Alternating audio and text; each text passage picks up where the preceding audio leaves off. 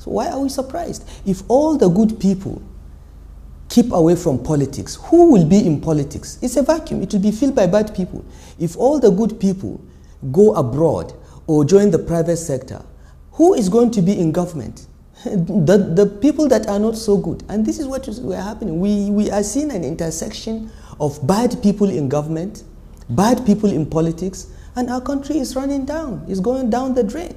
Now, even the good ones that want to get involved, that is that kind of a tactical way of edging them out of the contest. Because they are not a critical mass. There are very few of them. There are very few of them. When we were in the government, only about 4 of us as ministers could stand up and say we disagreed with President Obasanjo.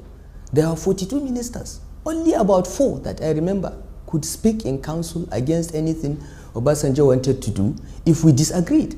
Why? So others will just agree with you? Everybody will keep quiet. And this is the problem. When you pick people that have never achieved anything in their lives and put them in these very senior government positions, they want to remain there forever, they will do anything to remain there. They would not tell the president the truth. They will not look at the governor and tell him the truth, which is their job as advisors. Because a minister is an advisor to the president. In that case, is it the fault of the people or the fault of the man who plays them? Because no, it is a bit of both, okay? It is the fault of the elites, in my opinion. I won't say the people.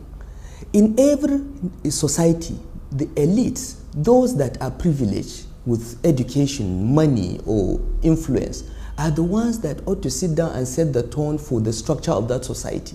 Okay? If our elites have chosen not to go into politics and set that tone, as I said, there is a vacuum, the bad ones will take over. We've seen that in Nigeria. So there is that.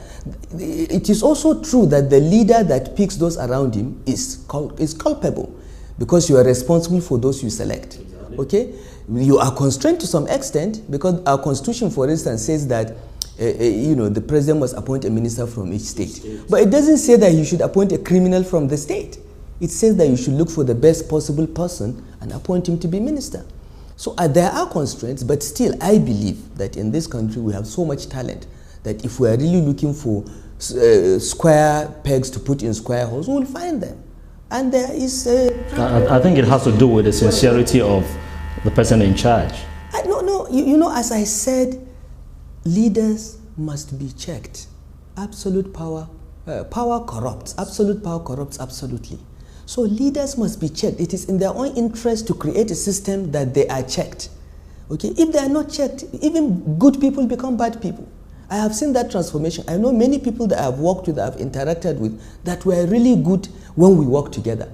Some of them have become governors and ministers, and they have become monsters because there is no check and balance. Leaders must be checked throughout history. So it is not just the leader. The people must be able to speak out. The people must complain. The elites must come and say this is not acceptable. But in this country, you have a conspiracy of silence by the elites. Everybody just keeps quiet because everybody is just waiting for his turn. And it is not taking us anywhere. We are all going to be consumed by this crisis. This keg of gunpowder that we're sitting on, in which 75% of the population is below the age of 35, they have no jobs, no hope, and they have not seen a country that ever functioned.